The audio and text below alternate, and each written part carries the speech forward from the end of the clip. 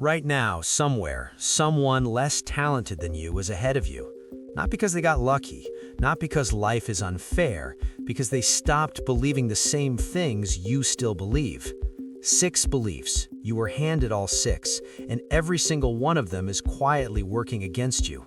Let's go through them. The hard work myth. Everyone says the same thing. Work hard, put in the hours, outwork the room. Do that, and success follows. It doesn't. Here's the thing. You expected hard work to be the strategy. It's just the entry fee.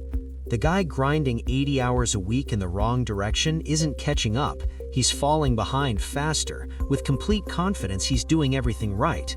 You expected late nights and skipped weekends to add up. You looked up one day and realized the people ahead of you weren't working more, they were just pointed at the right things.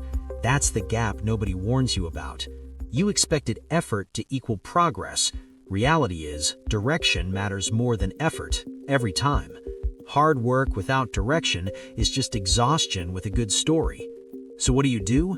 Stop counting hours. Start tracking results. 1 hour pointed at the right thing beats 10 hours pointed at the wrong one. Look at where your effort actually lands, not how much of it you're giving. The passion illusion. Follow your passion. Do what you love. The money follows. You expected that to be true. Most people do. Most people never question it. Here's what's actually happening. Passion is not a plan. It's a feeling. You expected the feeling to carry you. It doesn't pay bills. It doesn't build skills. Most people who chased passion without something real behind it didn't end up fulfilled. They ended up frustrated, wondering why the thing they loved started feeling like a trap. You picked something you cared about. You expected the excitement to stay, and slowly, as real life showed up, it faded. Now it just feels like stress with a nicer backstory. Here's the truth. You expected passion to lead to mastery. Reality is the opposite. Mastery leads to passion. The people who genuinely love what they do didn't find their calling. They got really good at something useful, and the love showed up after the work did. So what do? Get good first. Passion catches up to competence every time. Build the skill, the feeling follows. The comparison trap. This one feels like motivation. You look at someone ahead of you and think, I want that. You expected that feeling to push you forward, to fuel you. That's not motivation, that's a trap. Every time you measure your progress against someone else's, you're running their race. You expected to see the gap and feel driven. Your brain doesn't work that way. It sees the gap and registers failure every single time. You've done it. You open your phone, you see someone your age living the life you want. The caption says something about consistency and believing in yourself. You expected to feel inspired. Instead, you felt smaller. You closed the app, opened it again 2 minutes later. You expected comparison to push you. Reality is it paralyzes you. It makes you feel so far behind that starting feels pointless. So what do? Stop looking sideways. Only compete with who you were yesterday. That's the only comparison that actually moves you forward. One direction, your own. Overnight success. They came out of nowhere. One post, one product, one moment, and suddenly everywhere. You watched it happen and expected the same was possible for you. Fast, clean, sudden. Here's what's actually happening. There's no such thing as overnight success. There's only overnight visibility. You expected to see the full story. You only saw the highlight. The 10 years of failure before that moment, nobody filmed that part. Nobody posts the years of nothing. They post the breakthrough. You expected the people winning to have gotten lucky. Reality is, they were invisible for years, just like you are right now. The work you're doing today, the stuff that feels like it's going nowhere, that's the part people will skip over when they tell your story and call it luck. So what do? Stop waiting for the moment. It's already being built quietly in the background by every move you make today.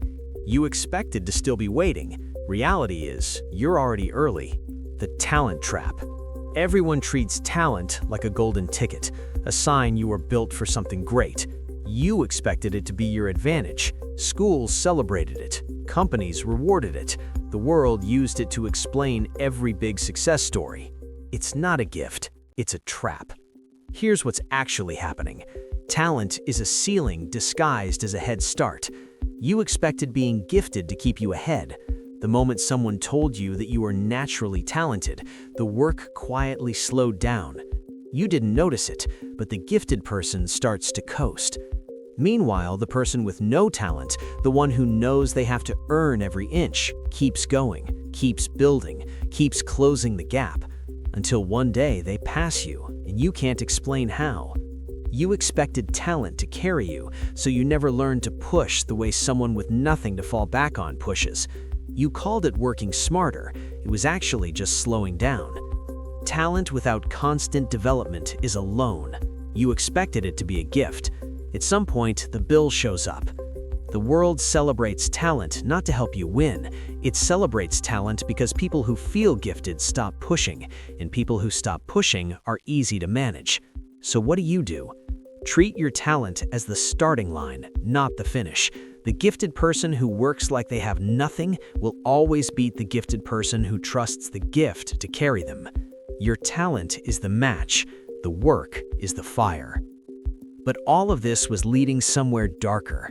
Because everything we just covered, the hard work, the passion, the comparison, the overnight success, the talent, all of it assumes one thing, that if you just get the inputs right, you'll get the outcome you want. That assumption is the most dangerous illusion of all. The control illusion. You expected that if you planned hard enough, prepared long enough, and thought through every angle, the outcome would go your way. That was the deal. Control the process, control the result. That's not how it works. Here's what's actually happening. The need to control everything isn't discipline, it's fear with a to-do list. You expected all those spreadsheets and backup plans to make you safer. They didn't make you safer, they made you rigid. You have a plan for everything. You expected the plan to hold. You're up at 2 a.m. running through situations nobody else is even thinking about, because if you see it coming, it can't hurt you. You call it preparation. Deep down, you know what it really is. You expected control to protect you. Reality is, it slows you down.